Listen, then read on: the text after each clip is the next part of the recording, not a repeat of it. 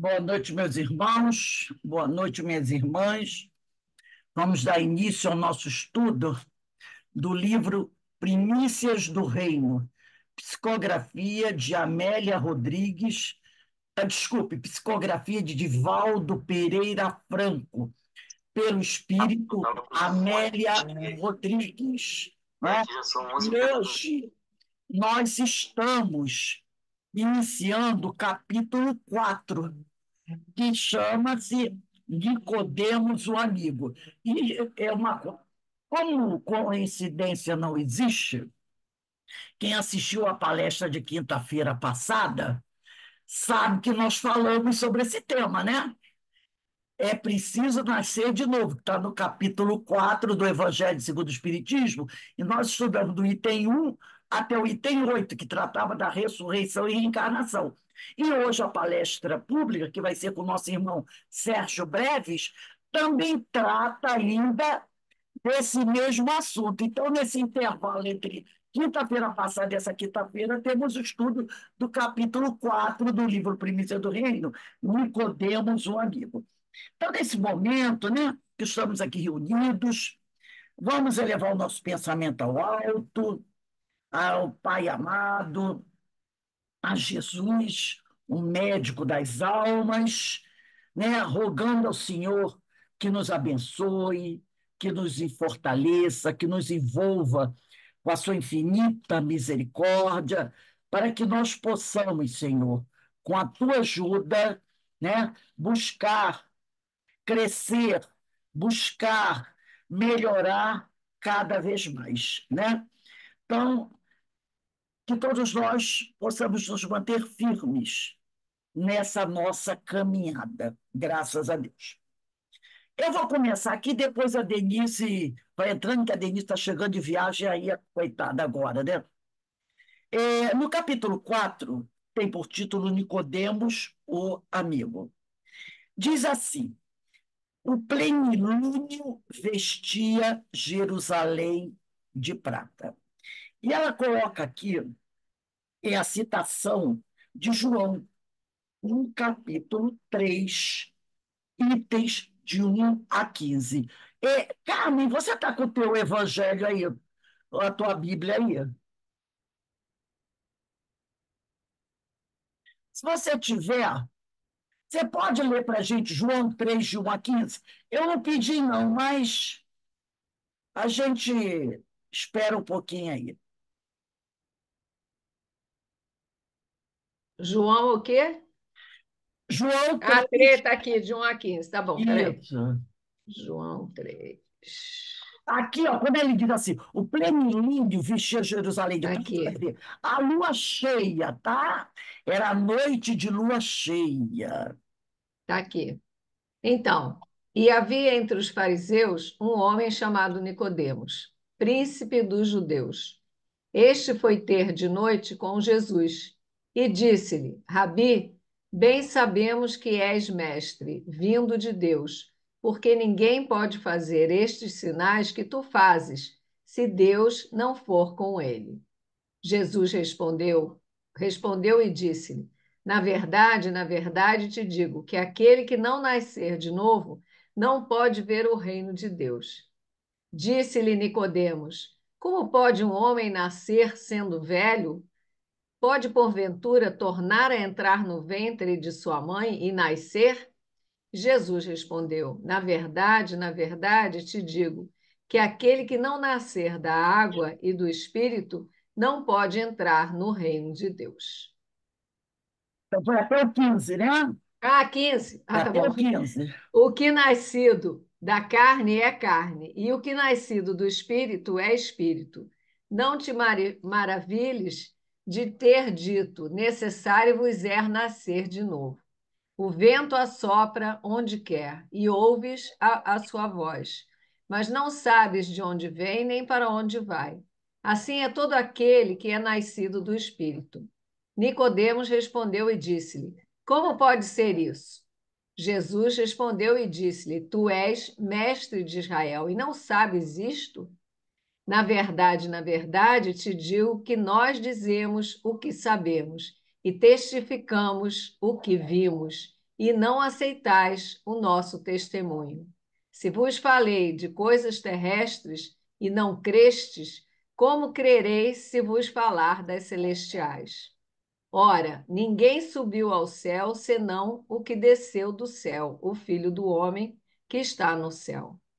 E como Moisés levantou a serpente do deserto, assim importa que o Filho do Homem seja levantado, para que todo aquele que nele crê não pereça, mas tenha vida eterna. É aqui a gente lembrando o seguinte, que na palestra da semana passada, nós citamos nessa palestra que Jesus, tá, pelo menos consta do Evangelho, poucas vezes se referiu a ele mesmo como filho de Deus, e sim filho do homem. E aqui ele diz assim, ó, e, no entanto, ninguém subiu ao céu, senão aquele que desceu do céu, o Filho do Homem. Então, que quando Jesus usa a expressão Filho do Homem, ele usa para mostrar que ele é igual a nós, foi criado como nós, simples e ignorantes, e teve que passar todo um período, né, de aprendizado para buscar o seu progresso, a sua evolução, até se aproximar do Senhor. Então, quando ele se diz filho do homem, ele está mostrando que ele é igual a nós, a todos os homens. Filho do homem, né? Aquele que nasceu da carne. Então, aqui ele diz: o plenilúnio vestia Jerusalém de prata. Era uma noite enluarada, tá? Uma noite enluarada. A Torre Antônia, que a Denise até já explicou, que era uma torre construída ao lado do templo, onde ficavam as tropas romanas. A torre Antônia Altaneira, ao lado do templo, parecia um vigia de pedra assestado sobre a cidade dos profetas, Jerusalém, né? Observando os movimentos suspeitos em toda parte. Porque os romanos estavam sempre o quê? Tomando conta, porque eles não gostavam dos judeus, achavam que os judeus eram muito implicantes, criador de casos, rebeldes, que era verdade, né? Qualquer coisinha para eles era motivo de briga, questões, aquela coisa toda.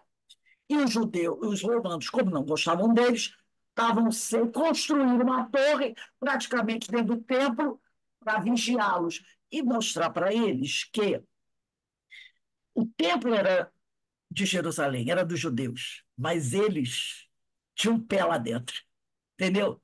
César tinha um pé lá dentro, era a torre. Então César tinha um pé lá dentro. Quer dizer, vocês são donos, mas não são muitos, né? Nós estamos aqui, a nossa presença, e era uma presença marcante. Qualquer coisinha, o problema era resolvido na base da violência. Era o abafa geral e acabou, para não deixar vontade de fazer o novo, né? Mas os judeus estavam sempre tentando. Alguém queria falar alguma coisa? É por isso que não teve quando Jesus derrubou a mesa, fez aquela bagunça, não teve nada disso, Não, senão não teve as nada disso. tropas não iam É deixar. lógico, claro, claro. E ainda tinha Os um guardas por ali, pelotão de né? guarda judaico lá dentro É. também. Tá? Ainda tinha esse. Porque quando eles vão prender Jesus, vai na frente a tropa judaica do templo, que era um batalhão, um pelotão de soldados judeus. E atrás, e um pelotão romano para dar o suporte ao pelotão judeu. Quando Pedro arranca a orelha do soldado, não é um soldado romano, é um soldado judeu. Porque se Pedro tivesse arrancado a orelha, a unha, o pedaço da unha de um soldado romano, todos teriam sido mortos, porque a tropa romana não iria admitir. Como ele atacou um soldado judeu, os romanos ficaram assim, tipo, não é problema meu. E Jesus logo tratou, entendeu? Se ele matasse o soldado judeu, aí eles partiriam para cima. Como foi uma orelha, eles ficaram assim, tipo assim, ó, tô nem aí. Mas se fosse o soldado, já imaginou Pedro arrancando um dedo de um soldado romano? Por muito pouco, um olhar feio, uma careta, cuspir num soldado romano era pena de morte. Eles não admitiriam nunca, entendeu? Nunca admitiriam. Era uma ofensa, porque eles se consideravam tão superiores que um judeu para eles era aquela frase, né? É a caca da mosca, né? Do cavalo do bandido. Era o que era o judeu para eles. Eles não gostavam dos judeus, não gostavam de. Achavam um povo, sabe, de quinta categoria. De quinta categoria, tá? Então, eles aqui, fora dos muros circunjacentes às terras de Acra e deserta, estuavam de verdor, né? Carreando o vento frio na direção da urbe e repouso.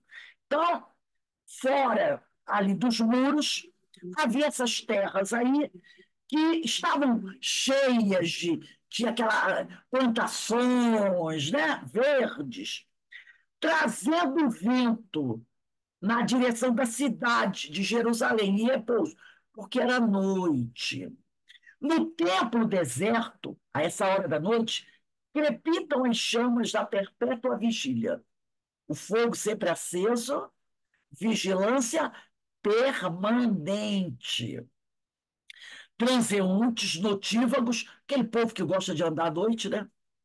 Conduzem archotes embora a claridade de selene espalhada sobre o basalto do piso. Embora a luz da lua, né, clareasse tudo. As casas de portas cerradas estão mergulhadas em profundo silêncio. Jesus, em casa de amigos, espera. Repara o que ela diz. Jesus está na casa de amigos esperando.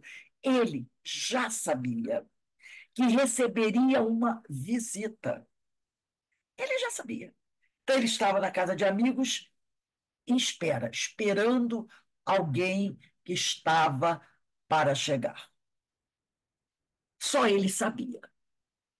Aquela entrevista, né? Ele a concedera prazerosamente, sem qualquer impedimento.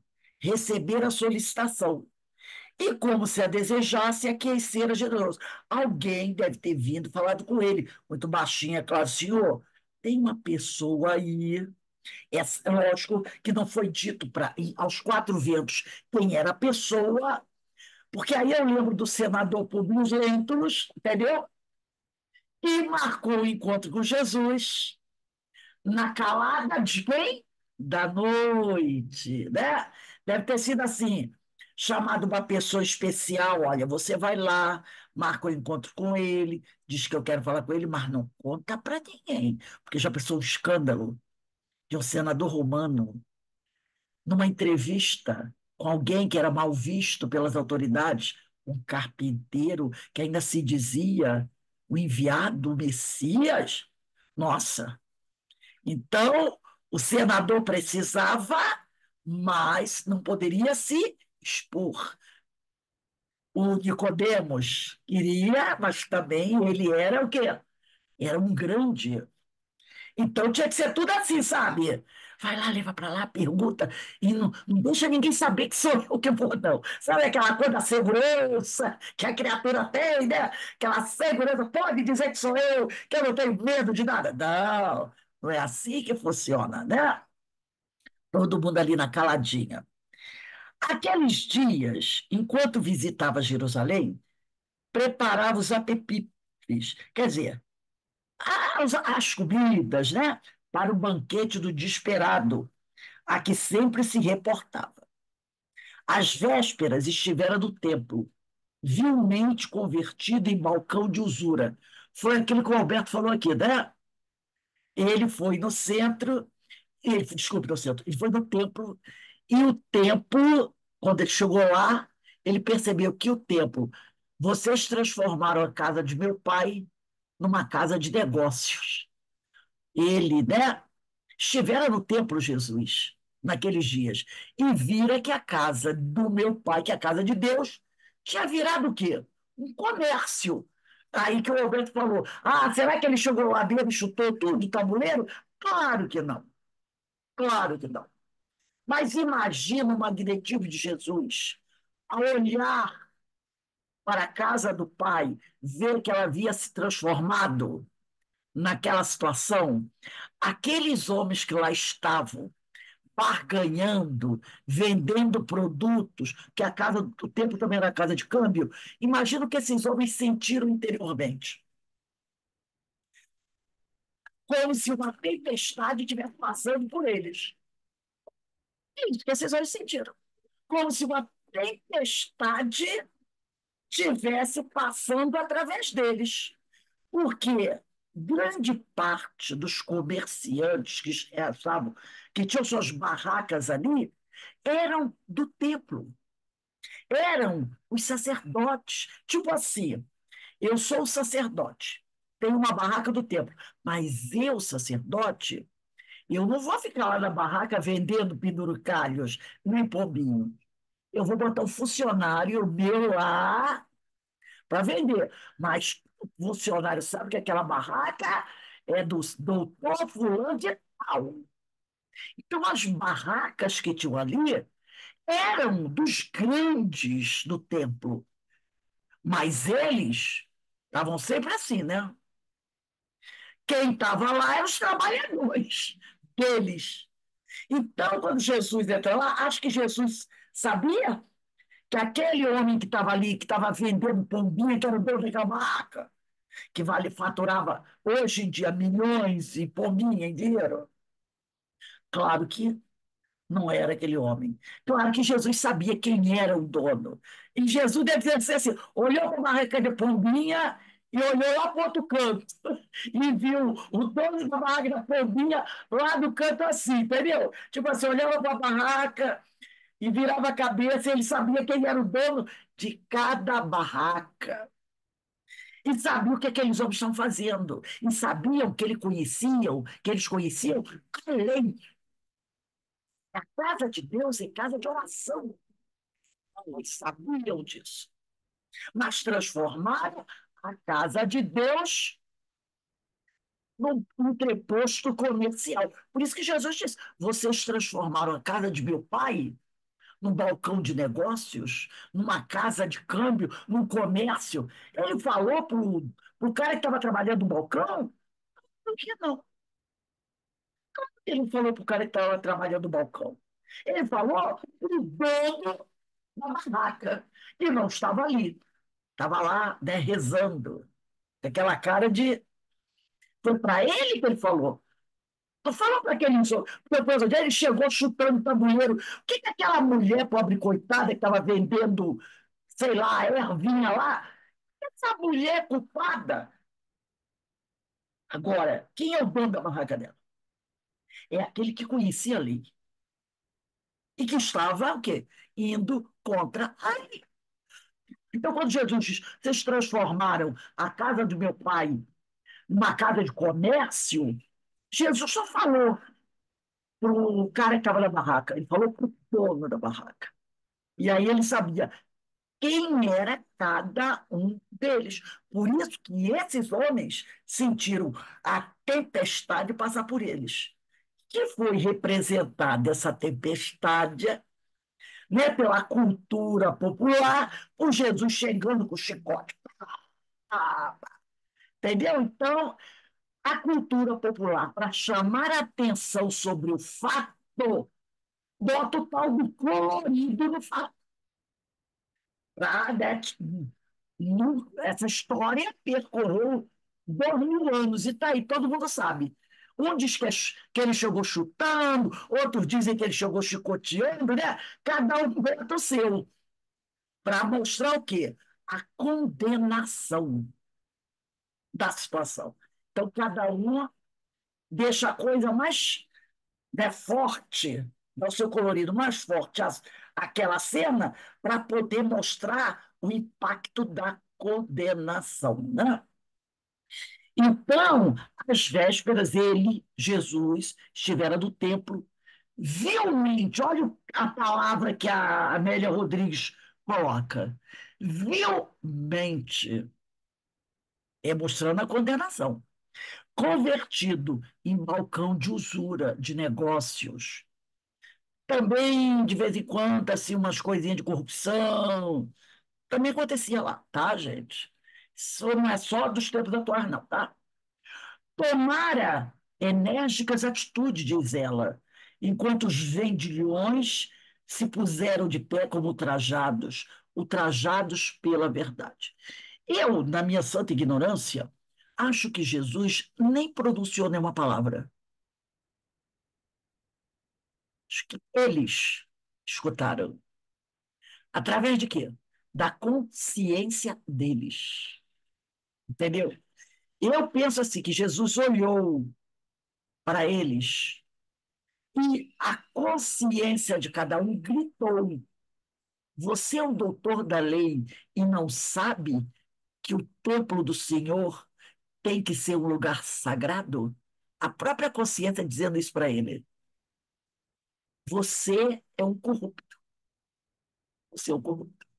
Então, o choque, a própria consciência deles. Quando a criatura é pega, né, infringindo a lei dentro de algo que ele sabe que não pode fazer, precisa alguém. É como se você estivesse fazendo uma coisa muito errada. De repente, alguém abre a porta, olha para você. E você fica olhando para essa pessoa fica olhando para você. Depois a pessoa vira as costas e vai embora. Você vai dizer assim: por que será que ele me deu esse olhar atravessado? Sabe, quando você sabe que aquilo é errado, você sabe, mas quer fazer. Alguém te pega de surpresa. Precisa essa pessoa falar alguma coisa para você? Você sabe que está em erro. Você sabe. Se essa pessoa dizer alguma coisa para você, é até covardia.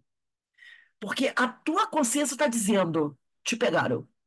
Você sabia que não podia fazer, e você está fazendo. Então, esse é o choque, tá? Esse é o choque.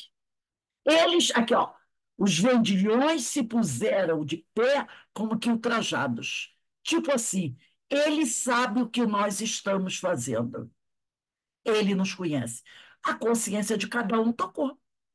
E eles se sentiram agredidos.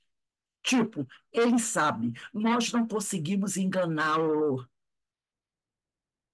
Você já imaginou que você está de frente para Jesus? Olha nos olhos de Jesus. Aqueles homens sabiam. Esses homens estudaram a lei desde Abraão, estudaram tudo. Não era um homem do povo que não sabia ler nem escrever. Eles eram doutores da lei. Eles tinham conhecimento de religioso da palavra dos profetas, como poucos ali tinham. Entendeu? Então, eles aqui, 70 eram os doutores da lei. Né? É igual hoje, o sujeito, para ter o título de doutor, ele tem que ser médico ou então ter feito doutorado. Eles eram doutores, isso expressa o nível de conhecimento deles. Escolhidos em Israel entre os letrados e os de ascendência nobre. Esses homens falavam várias línguas. Lembra de Paulo de Tarso? Eram homens que falavam várias línguas, sábios. Nicodemos, significa, a Amélia Rodrigues coloca lá embaixo, né? Vencedor do povo. A palavra Nicodemos significa vencedor do povo. Era dos mais jovens entre os respeitáveis mestres. Devia ter uns 40 anos por aí, né? Que desfrutavam o privilégio de ocuparem a alta corte do Sinédrio. Fariseu, além de ser doutor da lei, era chefe dos judeus. Olha a identificação aqui do sujeito. Não era qualquer um. Não era qualquer um. Denise, se você quiser falar alguma coisa, tá? Ele não era qualquer um, Ok. tá? Não era. Não era o que hoje você pode chamar de um padre, um pastor, um palestrante espírita. Não era isso. Dentro da Igreja Católica, vamos dizer, seria um cardeal, entendeu? Alguém assim. Porque para ocupar um cargo desse, ó, ó, tinha que suar muito para chegar a uma posição desse, e ele era jovem. Então, se um homem jovem como ele chegou a um alto cargo desse, era porque ele tinha muito talento e muita capacidade, tipo Saulo, tipo Saulo. Porque essas posições eram conquistadas já na velhice desses homens, e ele jovem. Então, era alguém com muita capacidade, tá? Sequioso da verdade. Olha, esse aí devia estar com a lanterna piscando na cabeça. Alguma coisa cutucando ele. Tipo assim, não estou satisfeito só com o que eu sei. Tem alguma coisa, sabe quando a pessoa fica, sabe, querendo, tem alguma coisa a mais aí? Sequioso, que ela usa a palavra, né? Sequioso, quer dizer, seco, necessitado, né, da verdade. Não se contentava com as velhas fórmulas da exegese religiosa, né, dos ensinos, da pesquisa, e sentia, depois daqueles tormentosos séculos em que Israel se vira privada de revelações, por quê? Porque a gente vai lembrar aqui que antes de João Batista vir, né, o último profeta foi, deixa eu só confirmar aqui, Malaquias. Malaquias. Entre Malaquias e Jesus tem vamos dizer assim, um intervalo de 500 a 600 anos. E nesse período não surgiu nenhum profeta trazendo novas revelações. Então tem um buraco aí. Malaquias só mais ou menos 600 anos depois vem Jesus. Ou melhor, vem João Batista, né? Então ele diz aqui, ó, é, é, depois, Sequioso, na verdade, não se contentava com as velhas formas da exegese religiosa e sentia, depois daqueles tormentosos séculos em que Israel se vira privada de revelações, que algo de estranho e grandioso parava no ar. Então, eles tinham essa coisa. Nossa, porque de tempos em tempos, na história do povo hebreu, aparecia um profeta. De tempos em tempos. Às vezes até dois ao mesmo tempo. Até dois, né? Se eu não me engano, é Elias, que tinha um amigo, e depois que Elias morre, esse amigo segue. Então, às vezes, até dois. Nós vamos ter os patriarcas, né? Abraão, Isaac e Jacó, um atrás do outro. Então, ali não se estabeleceu um espaço de tempo muito grande, sem aparecer nenhum profeta mesmo verdadeiro ali, de peso, trazendo grandes revelações. Então, Agora ele estava sentindo, tem algo estranho no ar. As conversas, né? Ele ouvia um dizer uma coisa, ouvia outro dizer outra coisa, e aquilo ia chamando a atenção dele. De caráter nobre, era severo na interpretação da lei e zeloso cumpridor dos deveres. Sentia que em todo lugar havia ânsia incontida de renovação. Sabe, ele ouvia, conversava, observava e percebia que as pessoas estavam querendo uma renovação, algo diferente, né? Algo mais, sabe, que traz aquela empolgação, aquela alegria. E estava sentindo falta disso. E que as pessoas também ao redor dele também estavam nessa ânsia, né? Surgiam notícias, exageradas algumas, viáveis outras, de profetas novos, que insuflavam nas massas infelizes robustez de ânimo, coragem e esperança. Ele deve ter escutado falar de João Batista, que era muito vibrante nas suas pregações, né? Essa era uma das características de João Batista. Era, era alguém muito vibrante, né? Ouviram falar aqui, ó, de João, o pregador. Não, de outras de profetas novos que insuflavam das massas infelizes, robustejando, coragem e esperança. Ouviram falar de João, o pregador itinerante do Jordão, mas recearam em vê-lo. Tinha medo. Talvez tenha escutado falar que João era muito crítico, né? E João era muito crítico. Olha aqui, ó. Sabia que seu verbo, que o verbo de João, que o verbo quente e apaixonado, poderia situar o mal entre seus pares em Jerusalém.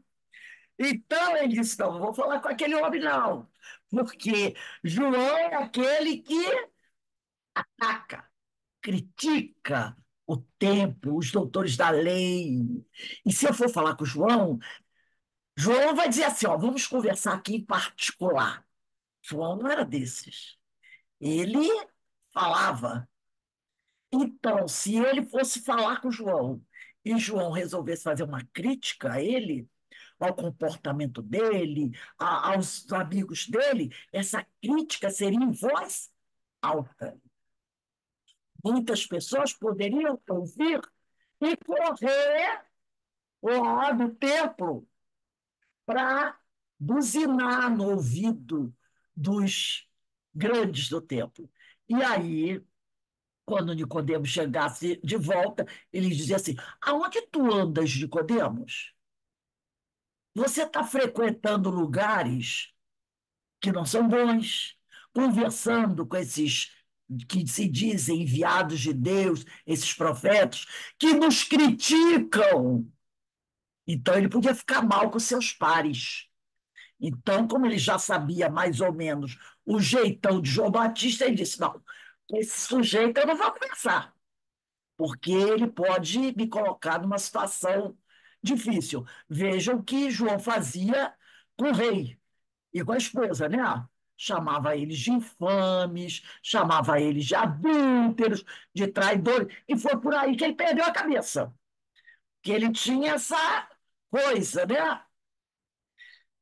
Então, a cidade, diz aqui, era um covil de espiões. Vamos usar o termo popular. Era cobra engolindo cobra, entendeu? A cidade era um covil de espiões, o que o amargurava cruelmente. Então, para você falar alguma coisa para alguém, esse alguém tinha que ser muito seu amigo. Você tinha que tomar muito cuidado, porque qualquer coisa que você falasse para alguém, esse alguém podia usar isso contra você. E, de repente, você ser preso, perder seus bens, sua família toda ser feita escrava, você até ser morto. Entendeu? Então, era aquela coisa. Ele tinha as ansiedades dele, mas não tinha, muitas vezes, com quem dividir. Então, tinha que ser tudo assim, ó. no máximo com uma esposa, um filho, um irmão, e tomando certos cuidados. Então, não havia aquela oportunidade para falar dos seus anseios com um companheiro do templo, que era um tremendo companheiro do templo, era um rival, era um concorrente, né? Digladiavam-se, olha aqui, quase publicamente, Anás e Caifás, sogro e genro, respectivamente, que se disputavam supremacia e a rede de intrigas espalhava suas malhas em toda parte. Então, entre os líderes do templo, tinha essa briga. Sogro e genro, imagine ele, coitado, né? Herodes, olha aí, ó, Herodes aliciava milicianos, engraçado, né? Que se misturavam ao povo, disfarçados em todos os recintos, e Roma vigiava a dominadora. Por isso que Roma tinha uma raiva deles, que sabia que eles eram reis das intrigas, entendeu? Entre eles mesmos. Então, Herodes mandava seus milicianos se vestirem como homens do povo para saber o que um estava falando aqui, falando ali. Então, isso era um perigo. E Roma vigiava, porque sabia quem eles eram. E muitas vezes, muitos desses corriam lá no governador romano para contar alguma coisa de um companheiro seu, sabendo que Roma ia descer a mão pesada sobre aquele companheiro. Entendeu? Então, quem caísse nas malhas de uma situação dessa, estava perdido. Estava perdido. Desejava Nicodemos a verdade, não a ponto de prejudicar-se na posição que desfrutava. É? Ó, eu quero a verdade, mas eu tenho que tomar muito cuidado, porque a busca por essa verdade não pode comprometer minha posição. Senador Públio Lentulus, mesma coisa, mesma. Precisava da ajuda de Jesus para curar a filha. Acreditava que ele podia. Tanto que foi. Se não acreditasse, não iria. Mas não a ponto de se expor e correr riscos, ficar mal falado. Soubera de Jesus, o Messias, soubera de Jesus, o Messias, de quem ouvia falar, parecia atraí-lo vigorosamente. Tivera contato com muitos daqueles que o conheciam, beneficiários do seu socorro. Fora informado sobre o conteúdo novo e revigorador dos seus discursos. Então, sempre tinha alguém para falar, comentar, e ele só ficava captando, captando. E aquilo que ele captava batia com seus anseios. Batia com seus anseios. Aguardava, desde há muito, alguém que possuísse os evidentes sinais de coragem e equilíbrio. Ele sabia que essa pessoa, para falar o que Jesus falava, tipo túmulos caiados, bonito por fora e podre por dentro, tinha que ser alguém de coragem. Tá? Então, coragem que ele não tinha. Coragem que ele não tinha. Então, aguardava se, que aparecesse alguém que possuísse os evidentes sinais de coragem e equilíbrio do destemor e discernimento como um excelente filho de Deus para conduzir o povo sofrido de Israel e esclarecer as mentes apanagiadas pelo rigorismo da aplicação da lei ou ludibriadas pela usurpação dos bens de órfãos e viúvas, trocados por falsas orações em criminosas maquinações às quais se entregavam. Então, ele sabia, né, que muito daquilo que os doutores da lei, como ele, pregavam, era falso. sabe? Era uma palavra que não tinha mais consistência, que era uma palavra que apenas procurava impor ao povo o rigor da lei. Tipo assim, você tem que fazer o que eu mando. Então, eles colocavam leis, principalmente dentro da base religiosa, sobre a população, que muitas vezes a população não tinha como cumprir aquelas regras. A coisa era tão apertada que o povo não conseguia cumprir. E quando alguém deixava de cumprir a regra mais básica, mais boba, era punido severamente, era expoliado, tinha que pagar altas multas, entendeu? Às vezes tinha família presa, era espancado, sofria todo tipo de abuso. Lembra, do pai de Gesiel? Tudo bem, tem toda a história. Mas o pai de Gesiel perderam as coisas assim, por causa do rigorismo da lei. Só que ele se rebelou e acabou fazendo besteira. Mas aquele rigorismo da lei caiu sobre o pai de Gesiel. E ele perdeu todas as suas propriedades. Né? Então, lembra do sábado? Não pode, do sábado não pode fazer nada. Então, se você tiver um parente dentro de casa morrendo, deixa morrer.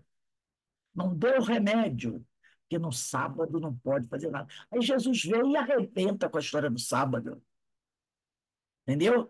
E ele, Nicodemos, sabia que o que Jesus estava falando em relação ao sábado era verdade, porque todos eles faziam escondidos, mas exigiam que o povo cumprisse aquilo. Né? Então, eles aqui, né? Usurpação dos bens de órfãos e viúvas trocados por falsas orações, que não vinha do coração, em criminosas maquinações às quais se entregavam. Ele estava em Jerusalém, Jesus, ia recebê-lo, aceitou receber Nicodemos e ouvi-lo. E ouvi-lo ia. A entrevista estava marcada para altas horas da noite, seria mais discreta. Dizem que a noite esconde a multidão de pecados, né? Então, ele não podia ir à luz do dia, tinha que ir na sombra, né? Na sombra do poder, na sombra do poder. Ele não podia correr risco, né? Um amigo levaria ao lar de outro amigo. Olha só, um amigo o levaria ao lar de outro amigo comum, onde ele pernoitava no Vale do Cedron, além dos muros. Repare, um amigo o levaria ao lar de outro amigo. De repente, esse primeiro amigo nem sabia que ele ia encontrar com Jesus. De repente, disse assim: ó, eu quero que você me leve na casa de fulano de tal. Aí esse amigo levou ele na casa de fulano de tal, mas não sabia onde ele ia, né? E ele foi para a casa desse outro amigo, de outro amigo comum, onde ele pernoitava no Vale do Cedron, além dos muros, para que ninguém pudesse fazer a ligação. Ah, eu estou levando o seu Nicodemos para falar com o profeta, com o homem que se diz profeta, não. Ele pediu um amigo para levar ele na casa de outro amigo. Então, esse primeiro nem sabia do que se tratava, né? Então, a gente vai parar por aqui, porque está chegando o nosso horário, e a gente vai vendo como as coisas vão caminhando. Essa parte aqui, a próxima aula é dia 6, né? A gente vai ver como hoje também acontece, não é? Às vezes, pessoas, 6 precisam de alguma coisa, mas não tem coragem de ir diretamente ali. Aí pede para alguém interceder, né? Para que ela não possa ficar mal perante um, perante outro. Afinal, se souberem que eu estou indo lá, vão botar no Facebook, nas redes sociais, e meus amigos, né, vão saber disso. Há muito tempo, uma vez, né, eu vi um caso, mais ou menos assim, era uma pessoa, se eu não me engano, né, que era de uma outra religião, mas que estava com problema de saúde grave, e ela foi procurar uma casa espírita, espírita ou espiritualista para tratamento. Aí foi contato assim, sabe? Que o povo lá dela, da religião dela, não podia saber que ela estava indo lá para receber um atendimento, senão ela seria até expulsa, entendeu? Então essas coisas acontecem hoje em dia, né? Acontece. Porque na hora que a dificuldade bate na nossa porta e alguém diz assim, ó, tem o fulano de tal ali fazendo isso e isso. Você vai dizer, não, vou não, porque a minha religião não permite. Tu vai, mas logicamente tu não vai avisar os colegas da tua religião que tu vai lá. Então tu vai escondidinho, né? Quantas vezes lá na nossa casa espírita do Seoi, nós recebemos irmãos de outras religiões, que às vezes iam lá na terça-feira atrás do tratamento espiritual, né? Iam lá de outra religião, né? A gente vê lá a casa de Frei Luís, quantos companheiros vão lá de outras religiões buscar um atendimento, uma cirurgia, um negócio assim. Mas não coloca, não fala para ninguém que foi, né? E muitas vezes depois até dá uma criticadazinha, né? Quando a turma se reúne, até dá uma criticadazinha para não ficar mal. Nós somos assim, nós ainda somos assim, né? Então, o comportamento aqui do Nicodemos não é muito diferente daquele que a gente conhece. Nós ainda somos assim. Nós ainda temos dificuldades de abraçar alguma coisa e dizer: você quer uma coisa? Tem muita gente, que quando alguém diz assim, qual é a sua religião? A pessoa desconversa. Hoje, nem tanto, porque o espiritismo está até numa situação boa, né? Do ponto de vista da mídia. Mas há uns 20 anos atrás, tinha gente que não dizia, com medo que alguém dissesse assim, e você é macumbeiro, é? Coisa, eu sou espírita. Tinham pessoas que não falavam que eram espíritas, com medo das críticas. E eram espíritas. Frequentavam a casa espírita. Mas se alguém perguntasse, ficha para trabalho, ou qualquer coisa, coloca aí qual a tua religião, a pessoa dizia católico, católico. Fui batizado na igreja, católico. Muito espírita só preenchia a ficha, dizia que era católico, para não dizer que era espírita, porque tinha medo, vergonha de dizer que era espírita. Que outros diziam, você é macumbeiro, até para explicar, eu não sou macumbeiro, porque espiritismo, sabe aquela coisa toda? Ou então dizia assim, sou espírita kardecista, com medo de ser confundido com espírita, com o povo os nossos irmãos do Candomblé da Umbanda. Mas eu sou espírita kardecista, porque o pessoal da Umbanda e Candomblé também diz que é espírita, muitas vezes, né? Então, diz, eu sou espírita kardecista.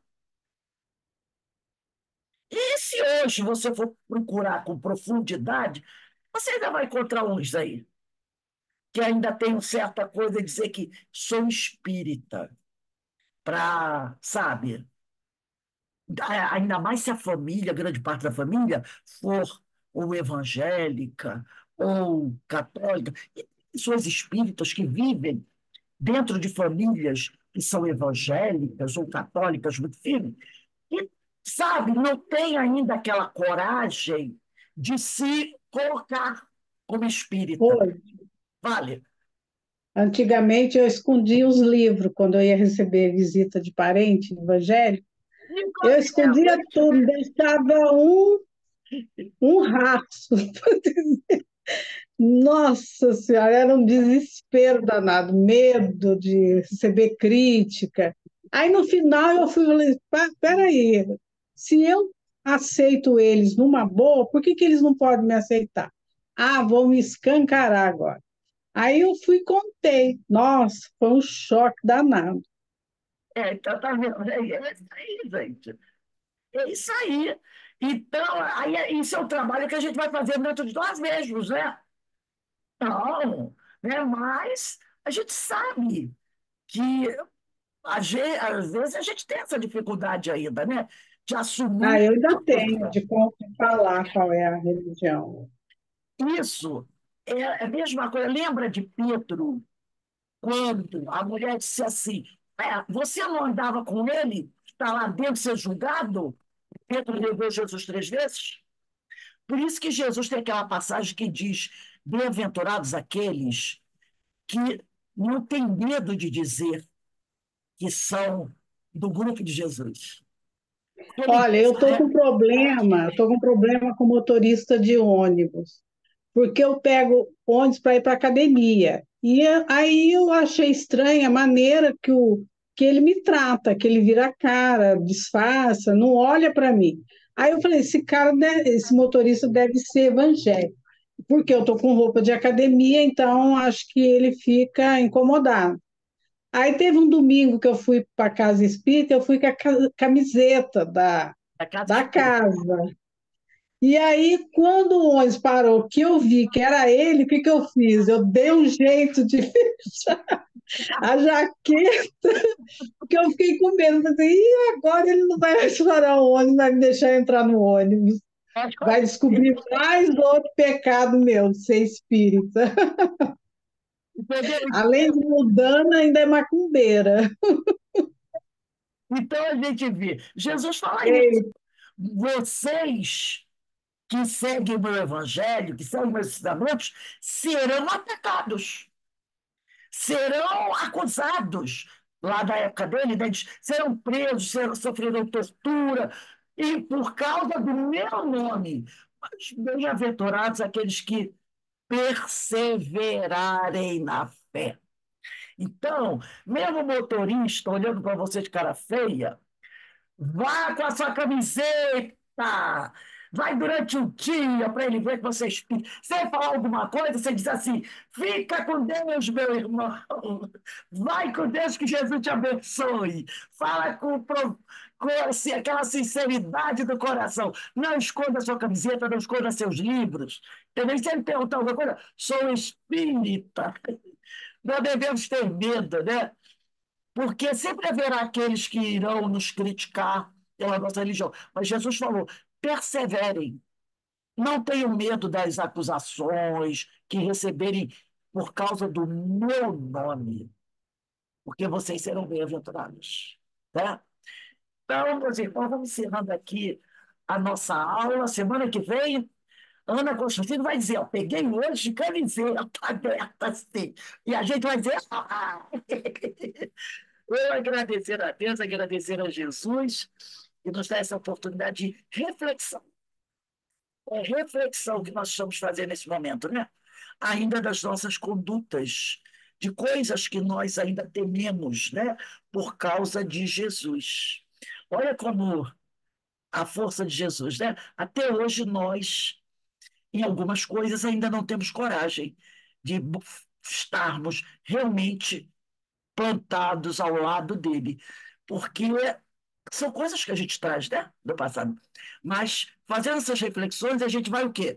Se desvestindo do homem velho e deixando o homem novo brilhar. É aquele que não teme, aquele que está ao lado de Jesus e tudo que vier, ele tem coragem de enfrentar, porque ele sabe que nunca estará desamparado, né? Foi assim que o mestre nos ensinou, é assim que vamos proceder.